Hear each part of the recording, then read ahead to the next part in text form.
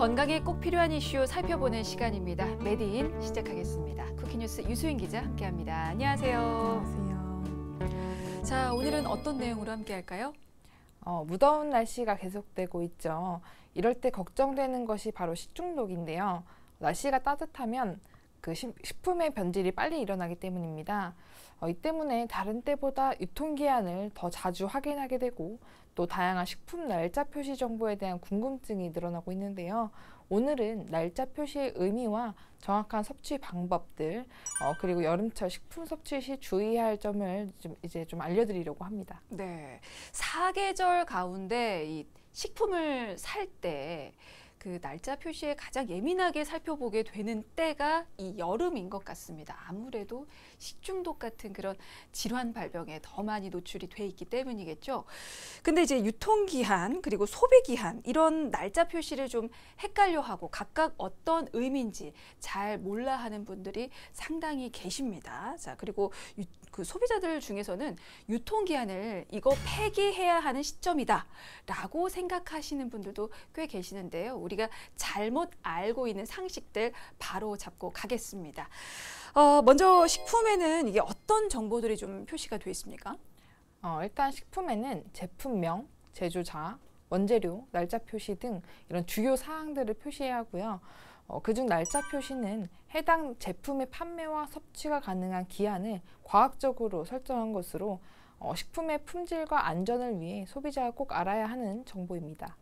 네, 뭐 제조사라든지 아니면 원재료 같은 그런 정보들도 물론 요즘에 많이 살피시고 살펴야 하는 부분이지만 그래도 식품을 살 때 가장 먼저 살피게 되는 부분이 이 날짜 표시가 아닌가 싶습니다. 근데 이 날짜를 표시하는 방법이 여러 가지로 좀 나뉜다고요? 예, 그 식품을 안전하게 보관하고 섭취하기 위해서는 날짜 표시의 종류, 설정 방법, 확인 방법, 날짜 표시에 따른 섭취 방법, 보관 시 주의사항 등을 정확히 아는 것이 중요한데요. 식품 날짜 표시의 종류에는 제조일자, 유통기한, 품질 유지기한, 소비기한이 있고 제품의 특성에 따라 표시하도록 하고 있습니다.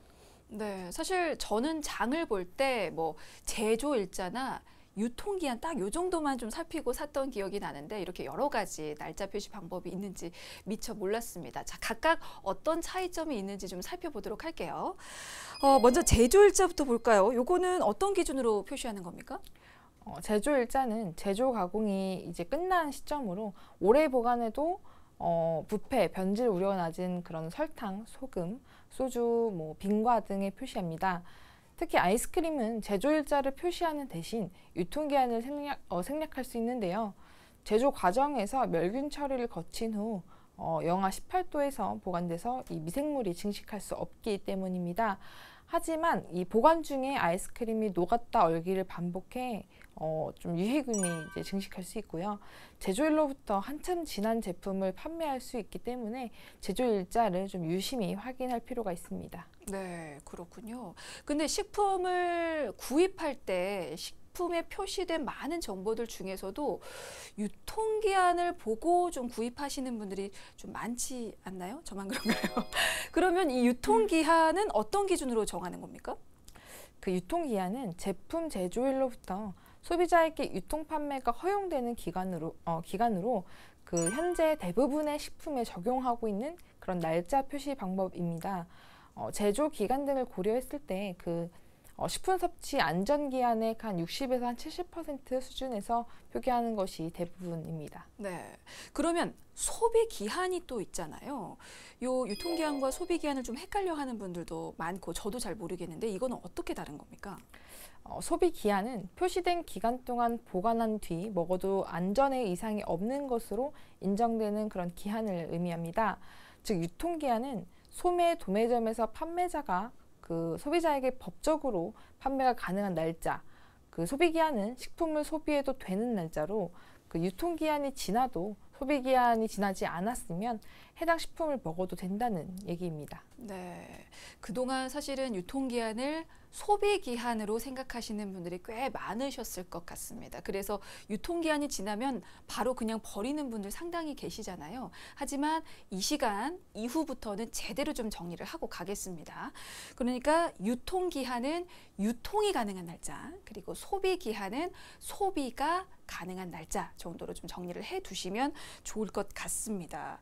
때문에 소비기한이 유통기한보다 길겠고, 그리고 유통기한이 지나도 소비기한만 넘지 않았으면 먹을 수 있는 거잖아요. 맞습니까?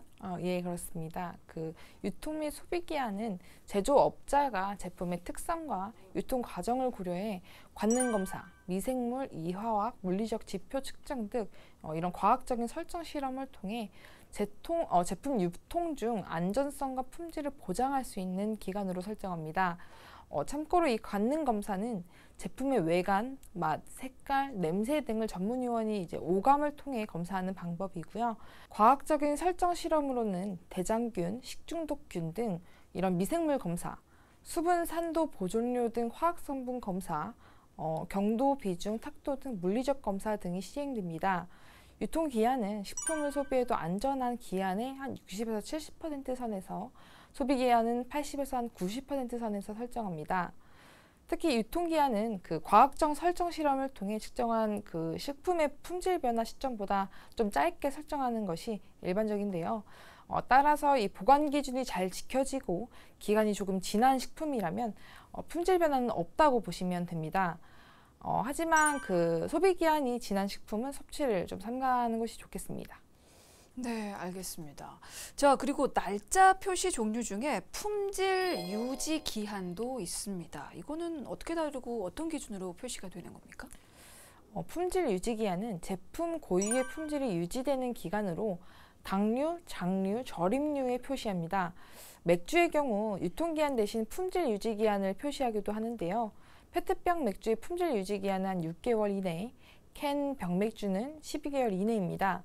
품질 유지기한 표시 대상 식품은 장기간 보관해도 급격한 품질 변화나 변질 가능성이 작아 기간이 지나도 섭취할 수 있습니다. 그러니까 지금의 품질이 그대로 유지가 될 수 있는 기한 정도로 생각을 하면 될 것 같고, 그래서 이 기한은 넘어서 드셔도 아무런 상관이 없다, 안전하다라는 그런 얘기인 것 같습니다. 제품의 특성에 따라서 표시되는 방법이 사실은 좀 각각 다르다는 것을 좀 알 수가 있는데요. 이런 날짜 표시는 제품의 어느 부분에서 좀 확인을 할 수 있을까요? 날짜 표시는 주로 제품의 뒷면에 위치한 정보 표시면을 이제 확인하거나 유통기한, 전면 상단 등의 이런 안내에 따라서 그 해당 날짜가 표시된 위치에서 확인하시면 됩니다. 사실은 모든 식품에 이 날짜 표시가 다 적혀 있는 건 아닙니다. 어떤 식품에는 제조 날짜만 적혀 있기도 하고요. 또 어떤 식품에는 이 유통기한 혹은 이 품질 유지 기한 뭐 이런 날짜가 다 적혀 있기도 하겠죠. 하지만 날짜 표시 종류에 따라서 그 의미가 각각 다르고, 그렇기 때문에 정보 표시면을 꼼꼼하게 확인하셔야 된다는 점 알아두시면 좋을 것 같고요. 더불어서 식품을 좀 안전하게 소비하기 위해서는 보관 방법도 좀 미리미리 체크를 해 두실 필요가 있습니다. 이게 제품 특성에 맞게 보관이 되고 있는지를 살펴봐야지 이게 좀 안전한 식품인지도 확인할 수 있는 거잖아요. 예, 그 식품을 안전하게 유지하려면 유통기한이나 소비기한 내에 제품의 특성에 맞게 설정된 보관 기준을 철저히 좀 지켜야 합니다. 만약 냉장 제품이 개봉되거나 뭐 0도에서 한 10도를 벗어난 상태로 보관됐다면 해당 기간까지 그 제품의 안전성을 보장할 수 없다는 점을 이제 반드시 기억하셔야겠습니다. 네. 자, 그런데 최근 식품의약품안전처가 현재 식품의 유통기한 대신에 소비기한을 표시하는 그런 제도 도입을 추진하고 있다라는 보도가 있었습니다. 이 내용도 좀 살펴볼까요? 예, 식품의약품안전처는 현행 유통기한 대신에 그 해외 규제와의 조화, 소비자 혼란 방지, 식품 폐기 감소 등을 위해서 소비기한을 표시하도록 그 식품표시광고법 등 관련 규정 개정을 추진하고 있습니다. 이에 따라 국회 보건복지위원회는 지난 6월 소위를 열고 이런 내용을 담은 그 식품 등 표시 광고에 관한 개정안을 통과시켰습니다. 개정안이 복지위 전체회를 거쳐 본회의까지 통과하면 그 소비기한 표시제는 2023년 1월 1일부터 시행하게 됩니다. 사실 지금까지도 잘 살아왔던 것 같은데요. 왜 이 소비 기한을 도입하려는 겁니까? 음식물 쓰레기를 이제 좀 줄여보자는 취지입니다. 그 식품에 통상 유통기한이 표시되어 있다 보니까 소비자가 이를 폐기하는 시점으로 인식하고 아직 먹을 수 있는 식품들도 버려지는 경우가 많은데요. 유통기한 경과로 인한 그 폐기 비용이 한 해 평균 1조 5,400만 원에 달한다는 그런 한국보건산업진흥원의 연구 결과가 이를 뒷받침합니다. 식품의 날짜 표기를 유통기한이 아닌 소비기한으로 바꿔 쓰게 되면 판매자들이 유통 판매할 수 있는 그 시간이 줄어서 이로 인한 음식물 폐기물도 줄어들 것으로 기대된다는 게 식약처의 관측입니다. 요거는 충분히 이해가 되는 대목입니다. 유통기한이 지나도 소비기한이 넘지 않았다면 이게 사실은 해당 식품을 충분히 먹어도 안전하지만 대부분은 좀 많이 찝찝해하면서 혹은 불안해하면서 버리게 되거든요. 그렇기 때문에 지금 음식 쓰레기로 버려지는 경우가 많다는 거죠. 예, 그 소비자 대부분은 유통기한을 폐기 시점으로 인식하고 있는데요. 2013년 발간된 식품의약품안전처의 유통기한 소비기한 병행 표시에 따른 영향 분석 보고서에 따르면 유통기한이 지난 그 식품을 폐기해야 하는지 묻는 이 설문조사에서 그 설문조사 대상 2,038명 중 56.4%인 1,150명이 그렇다라고 응답을 했고요. 모르겠다라고 한 응답자는 207명에 그쳤습니다. 한국소비자원도 유통기한 경과식품의 섭취 적정성 조사 결과 보고서를 내고 많은 소비자가 유통기한이 경과된 식품을 상했다고 오인하고 섭취 가능 여부와 관계없이 폐기한다며 우유와 유제품을 대상으로 유통기한 만료 후 일정 기간 동안 그 품질 변화를 측정한 결과 상하지 않는 것으로 나타났다고 밝혔습니다. 그러면 유통기한을 소비기한으로 바꿔서 표시를 하게 되면 앞으로 어떤 부분이 달라지게 되는 겁니까? 실제 한국소비자원에서 그 조사를 해봤더니 우유는 유통기한으로 따지면 10일밖에 못 마시지만 네. 그 소비기한으로 표시하면 60일까지 섭취할 수 있고요. 식빵의 경우 그 유통기한은 한 3일 정도에 불과한데 소비기한으로 하면은 20일로 늘어나는 것으로 나타났습니다. 또 액상커피는 30일, 치즈는 70일까지 섭취가 가능해진다고 합니다. 그러니까 식품을 먹을 수 있는 기간이 생각보다 더 길게 늘어나는 것 같습니다. 해외에서는 이미 유통기한 표시제를 쓰지 않는 곳이 많다고요? 예, 그 해외 선진국들에서는 유통기한 표시제 자체가 없다는 점도 어느 정도 영향을 좀 미친 것으로 보입니다. 각국의 현황을 알아본 결과 그 이유는 소비기한, 품질 유지기한을 그리고 일본은 소비기한, 상미기한, 그러니까 식품의 맛이 가장 좋은 기간을 각각 표기하고 있는 것으로 조사됐습니다. 또 영국은 2011년 9월 유통기한 표기 방식을 없앴고요. 국제식품규격위원회 코덱스도 2018년 소비자의 혼란을 줄인다는 이유로 식품 표시 규정에서 유통기한을 이제 삭제했습니다. 미국의 경우 현재 유통기한, 소비기한, 품질 유지기한 가운데 업체가 자율적으로 이제 하나를 선택해서 표시하도록 하고 있습니다. 네. 하지만 일부 식품 업계에서는 우려의 목소리를 내고 있습니다. 이 소비 기한이 도입될 경우에는 늘어난 이 섭취 기간으로 인해서 문제가 생길 수 있다라는 건데 좀 자세히 얘기를 좀 들어볼까요? 예, 일부 낙농 유업계는 소비 기한이 도입될 경우 늘어난 섭취 기간으로 그 우유의 변질 사고가 발생해서 여러 위험에 노출될 수 있다고 우려하고 있습니다. 한국 낙농유구협회는 그 성명을 내고 소비기한이 도입될 경우 소비자 안전에 심각한 위협이 될 것이라며 낙농 선진국가의 FTA 체결과 낙농 피해 대책 미비로 정부가 이 낙농 산업의 어려움을 가중시키고 있는 마당에 소비기한 도입을 강행한다면 이 낙농가들은 더 이상 설 자리가 없다고 지적했습니다. 네, 그러니까 식품에 변질 사고 위험이 있다. 라는 건 사실은 충분히 가능성 있는 우려인 것 같은데요. 자, 그렇다면 소비기한이 도입됐을 때 주의해야 할 점은 어떤 게 있을까요? 소비기한이 과학적인 근거를 바탕으로 설정된다고는 하지만 그 식품의 종류나 유통, 보관 방식에 따라서 변질의 우려가 있을 수 있기 때문에요. 그 소비자들 개별적으로도 각별한 주의가 필요할 수 있겠습니다. 네, 정말 그럴 것 같습니다. 이 부분에 있어서는 어떤 교육이라든지 혹은 개별적인 홍보가 좀 이루어져야 될 것 같다라는 생각이 듭니다. 자, 이번에는 유통기한과 같이 소비자들이 오인하고 또 혼동할 수 있는 또 다른 사례들 살펴보고 가도록 하겠습니다. 육류나 육가공품을 먹다가 이물질이 있다고 오해하는 경우가 많다고요? 이거 어떤 일입니까? 예, 지난달 21일 식품의약품안전처는 소비자가 축산물을 안심하고 먹을 수 있도록 그 축산물의 고유한 특성에서 비롯된 그런 대표적인 오인 혼동 이물 사례를 소개했는데요. 주요 내용은 식육 및 식육 가공품의 혈관 힘줄, 살코기를 감싸주는 근막, 달걀의 알끝 및 혈반, 육반을 이물질로 오인하고 혼동하는 사례입니다. 알겠습니다. 자, 구체적으로 어떤 오해가 어떻게 생기게 되는 건지 좀 자세히 들여다보고 가겠습니다.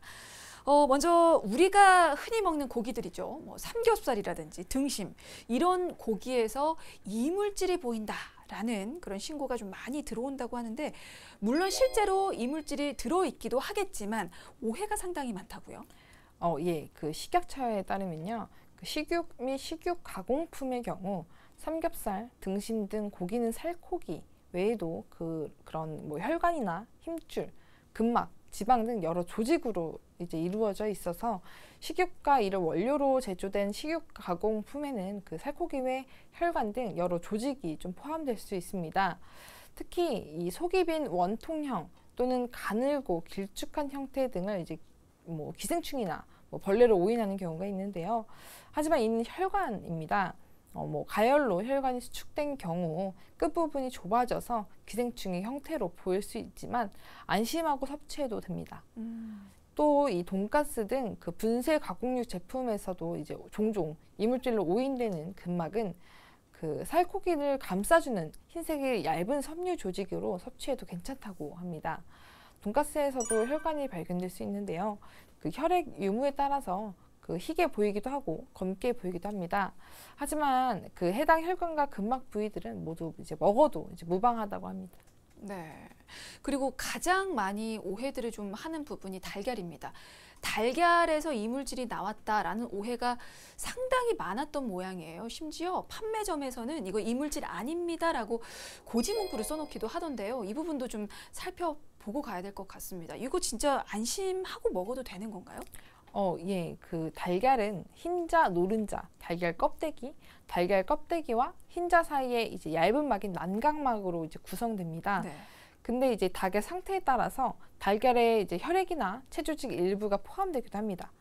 그 달걀을 깨트렸을 때 노른자에 달려 있는 희고 구불구불한 모양을 이제 좀 이물질로 신고하는 경우가 있는데요. 이거는 이제 알끈입니다. 달걀 노른자가 중심에 있도록 잡아주는 단백질 끈으로 정상입니다. 또 달걀에서 갈색이나 검은색 반점이 보이기도 하는데요. 이는 이제 혈반이나 육반으로 이제 역시 이물질이 아닙니다. 혈반은 노른자가 방출될 때 파열된 난소에 그 작은 혈관 때문에 생긴 혈액 반점이고요. 육반은 산란 기관에서 떨어져 나온 그런 작은 체조직입니다.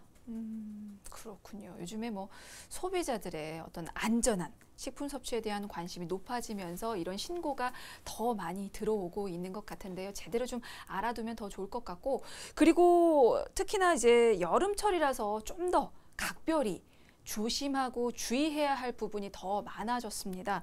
요즘처럼 날씨가 더울 때 특히 조심해야 할 그런 식품 관련된 질환도 좀 살펴보고 가면 좋을 것 같아요. 예, 기온과 습도가 높아서 이제 세균 증식이 활발해지는 여름철에는 병원성 대장균 식중독 발생 위험이 좀 높아집니다. 식약처에 따르면요, 최근 5년간 발생한 병원성 대장균 식중독 건수가 그 총 195건, 8,881명의 환자가 발생했는데요. 이 중에 이 여름철 6월에서 8월에만 114건, 즉 58%, 환자 수로는 6,357명, 뭐 퍼센트로 따지면 72%가 발생했습니다. 그 원인은 뭘까요? 뭐 잘못된 보관 혹은 그로 인해 잘못된 뭐 음식 섭취 그런 게 원인이 될까요? 원인 식품으로 이제 보면요. 네네네. 그 채소류가 3,034명, 그러니까 67%였고요. 또 그다음에 이제 도시락 등 복합 조리 식품이 457명, 육류가 202명, 어패류가 175명 이렇게 반이 발생했습니다. 그 병원성 대장균 식중독은 일반적으로 오염된 채소를 이제 제대로 세척하지 않고 생으로 섭취했거나 쇠고기 등 이런 동물성 식재료를 충분히 가열하지 않았을 때 발생할 수 있습니다. 네, 여름철에는 정말 생으로 먹는 거 정말 조심을 해야 하는데 병원성 대장균 식중독 요것도 모르는 분들 상당히 계실 것 같습니다. 어떤 질환인지 설명 좀 듣고 가죠. 예, 병원성 대장균은 동물의 이제 장 내에서 서식하는 그 대장균 가운데 일부 대장이나 소장 세포에 침입하거나 그 독소를 생성해서 그 병원성을 나타내는 균으로 일명 뭐 햄버거병으로 불리는 장출혈성 대장균, 뭐 장병원성 대장균, 장침입성 대장균, 장독소형 대장균, 장흡착성 대장균 등 이렇게 크게 5가지로 이제 좀 분류가 됩니다. 네. 그러면 이 병은 충분히 뭐 익히거나 조리할 때 주의를 한다면 예방이 가능한 그런 질환이 아닐까라는 생각도 드는데요. 어떤 점을 좀 미리 알아두면 좋겠습니까? 예, 그 병원성 대장균 식중독을 예방하기 위해서는 육류로 음식을 준비할 때 도마나 칼 등을 구분해 사용함으로써 그 교차 오염이 되지 않도록 하셔야 되고요. 또 조리할 때는 육류를 충분히 가열해야 합니다. 특히 다진 육은 속까지 완전히 익혀야 합니다. 또 가열, 조리한 음식은 가능한 한 2시간 내에 좀 빨리 드시고 가열 후에는 바로 먹을 수 이게 이제 가열 후에 바로 먹을 수 없는 경우에는 식혀서 바로 냉장고 보관하는 것이 좋습니다. 채소류는 세척 과정에서 미세한 흠집이 생겨서 그 세척 전보다 식중독균이 서식하기 더 쉬운 그런 조건이 되기 때문에요. 세척 후에는 바로 섭취하거나 냉장 보관을 해야 합니다. 네. 참 올해 여름이 더 걱정이 됩니다. 평년보다 더 덥고 그리고 국지성 비도 더 많이 올 거라는 그런 기상 예보가 있었잖아요. 자, 이 때문에 병원성 대장균 식중독 예방의 중요성이 더욱 강조가 되고 있는데요. 지금 식약처에서 강조하는 식중독 예방 6대 수칙이 있습니다. 이거 좀 알려주시죠. 예, 식약처는 식중독 예방 6대 수칙인 손 씻기, 익혀먹기, 끓여먹기, 칼, 도마를 구분해 사용하기, 세척, 소독하기, 보관 온도 지키기를 실천해야 한다며 대량으로 음식을 조리하는 급식소 등에서는 식재료의 그런 세척, 보관, 조리에 각별히 주의하고 설사 등 식중독 의심 증세가 있는 조리 종사자는 증상이 없어진 후에도 최소 2, 3일까지는 조리하지 않아야 한다고 당부했습니다.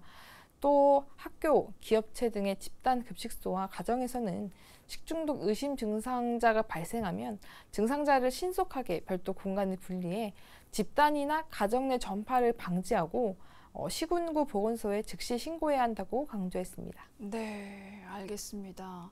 식중독 예방 6대 수칙 기억하고 계시죠? 손 씻기, 익혀먹기, 끓여먹기, 뭐 칼, 도마 구분해서 사용하기, 그리고 소독, 세척하기, 그리고 또 하나가 보관 온도 지키기까지 6가지였습니다. 자, 이 여름 건강하고 안전하게 지키기 위해서 생각보다 좀 기억해야 할 점이 상당히 많은데요. 식중독이 정말 아무것도 아닌 것처럼 보이지만 이게 방심하다 걸렸을 때 정말 괴롭습니다. 때문에 안전하고 건강하게 이 여름 보내기 위해서라도 오늘 알려드린 점 제대로 기억하시고 제대로 실천하시길 바라겠습니다. 매데이 마칩니다. 지금까지 쿠키뉴스 유수인 기자였습니다. 고맙습니다.